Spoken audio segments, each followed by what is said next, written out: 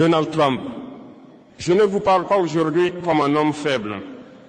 Je ne vous parle pas comme un mendiant. Je vous parle comme le président d'un peuple qui connaît le prix du sang, de la dignité et de la résistance. Et si je m'adresse à vous, ce n'est pas pour flatter votre ego, c'est pour vous mettre face à votre responsabilité morale devant l'histoire. Car ce que votre administration s'apprête à faire aux Haïtiens, déportés, expulsés, rejetés, n'est pas une simple décision administrative. C'est une faute morale, c'est une violence politique, c'est une trahison des valeurs que l'Amérique prétend incarner. Donald Trump, ne déportez pas les Haïtiens, ne déportez pas un peuple qui a déjà été puni pour avoir osé être libre. Ne déportez pas un peuple dont le seul crime historique fut d'avoir vaincu l'esclavage, quand le monde entier voulait le maintenir à genoux. Haïti ne saigne pas depuis hier. Haïti saigne depuis plus de 2 siècles, et trop souvent avec la complicité silencieuse ou active des grandes puissances. Votre propre département de la sécurité intérieure, le DHS, a annoncé ceci noir sur blanc. Le statut de protection temporaire, TPS, pour les Haïtiens prendra fin le 3 février 2020. Après cette date, des femmes, des hommes, des familles entières qui travaillent, qui paient des impôts, qui élèvent des enfants sur le sol américain, pourront être expulsés à moins d'avoir miraculeusement obtenu un autre statut légal. Donald Trump, appelez-vous cela de la justice. Vous leur avez dit, restez, vous êtes protégés. Puis vous leur dites, le temps est écoulé, rentrez dans le chaos. Ce n'est pas de la loi, c'est un piège administratif. Ce n'est pas de la souveraineté, c'est de la cruauté froide. Retournez où? Dans quel pays? Je vous pose une question simple. Donald Trump, les Haïtiens que vous voulez expulser, vous les renvoyez où? Dans un pays frappé par l'insécurité armée, étranglé économiquement, abandonné diplomatiquement et souvent puni pour des crises qu'il n'a pas créées seul. Vous savez très bien que le retour n'est pas un retour. C'est une condamnation. L'Amérique aime donner des leçons au monde. Ravons sur les droits humains, sur la démocratie, la dignité humaine. Mais quelle crédibilité reste-t-il quand on expulse un peuple noir, pauvre, déjà brisé, au nom de slogans politiques et de calculs électoraux? Donald Trump, on ne bâtit pas une grande nation en frappant les plus vulnérables. Haïti n'est pas un fardeau. Les Haïtiens ne sont pas un fardeau. Ils sont enseignants, ouvriers, entrepreneurs, croyants, bâtisseurs silencieux de l'Amérique réelle. Ils contribuent plus qu'ils ne coûtent. Ils respectent plus les lois que ceux qui les stigmatisent. Et pourtant, on les traite comme une erreur à effacer. Donald Trump, l'histoire ne vous jugera pas sur vos slogans. Elle vous jugera sur ceci. Avez-vous protégé un peuple qui saignait déjà? Ou avez-vous choisi de l'enfoncer davantage pour gagner des voix? Car quand on expulse les faibles, ce n'est pas la force qu'on démontre, c'est la peur. Donald Trump, avant de parler de frontières, avant de parler d'expulsion, avant de parler de problèmes haïtiens, parlons de responsabilité. Car Haïti n'est pas tombé du ciel dans le chaos. Haïti a été construite dans la punition. Haïti est le seul pays au monde, né d'une révolte victorieuse d'esclaves. Et pour cela, le monde occidental a décidé d'envoyer un message clair. Si vous osez être libre, vous paierez. La France a exigé une rançon criminelle. Les banques occidentales ont saigné le pays. Et les États-Unis ont observé, calculé, profité. Pendant plus d'un siècle, Haïti a été étranglé financièrement. Donald Trump, vous ne pouvez pas ignorer cette histoire et ensuite pointer du doigt les conséquences. Entre 1915 et 1934, les États-Unis ont occupé Haïti militairement. Ils ont contrôlé les douanes, la banque centrale, les décisions clés de l'État. Ils ont laissé derrière eux un État affaibli, une armée politisée, une société fracturée. Ce n'est pas de l'aide, c'est de l'ingérence. Et quand l'ingérence produit le désordre, on appelle cela une responsabilité historique. Quand Haïti a cherché la stabilité, on lui a souvent répondu par le cynisme.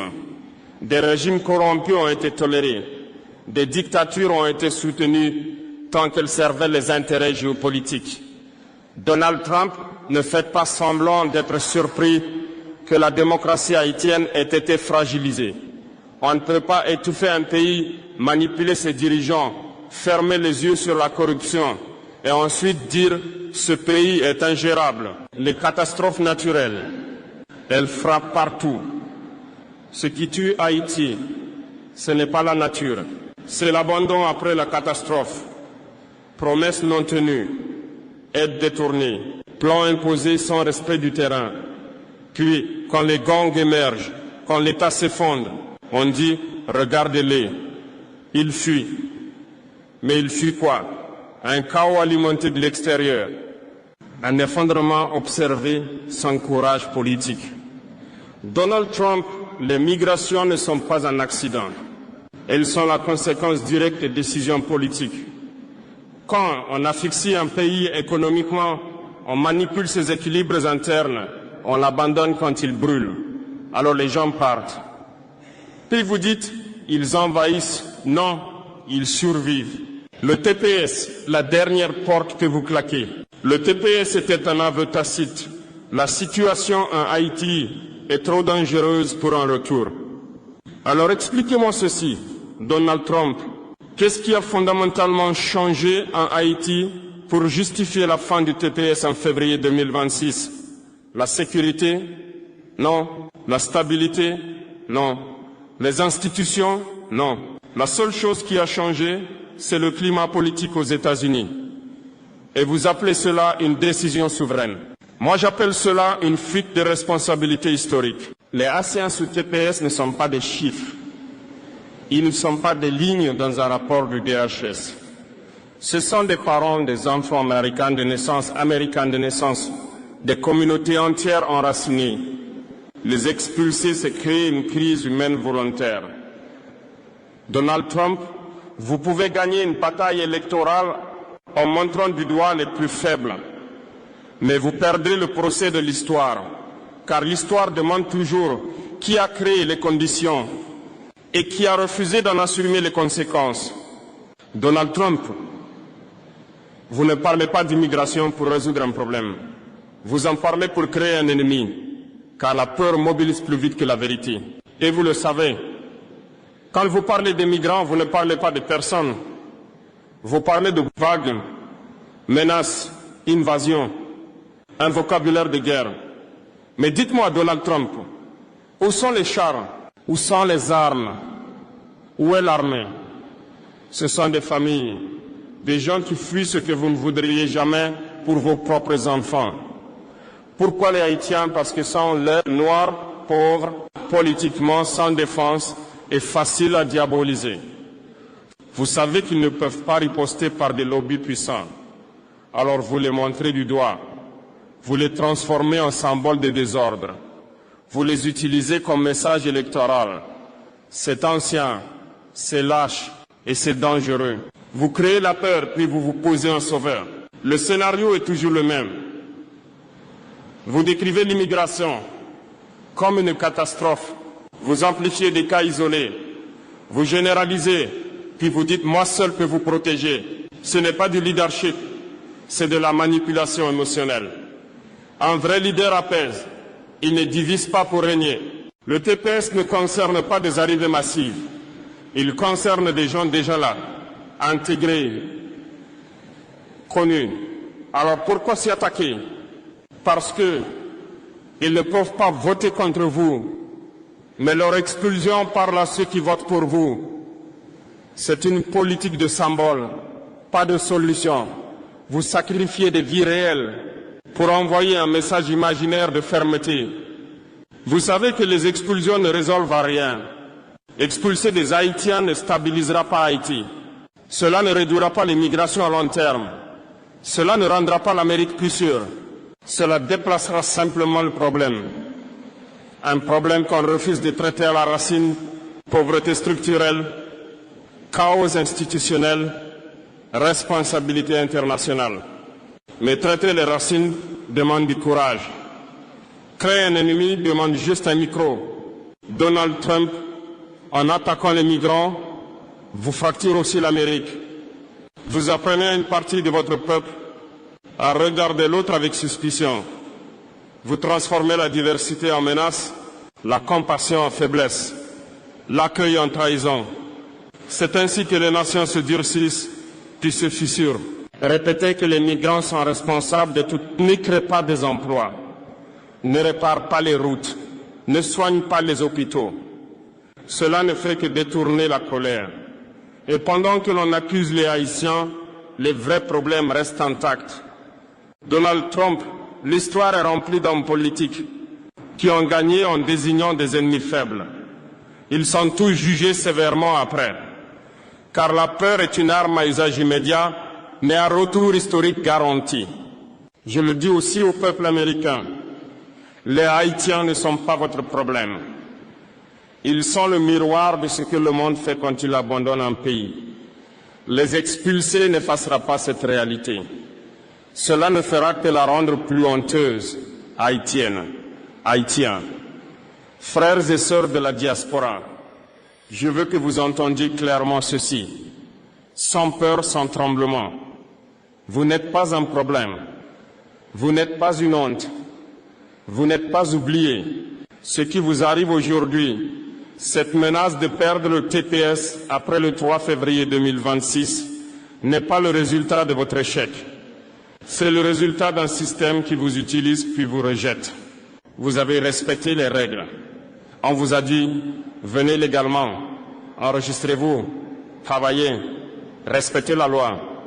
Vous l'avez fait, vous avez travaillé dur, payé des impôts, élevé vos enfants, respectez les lois d'un pays qui vous avait promis protection.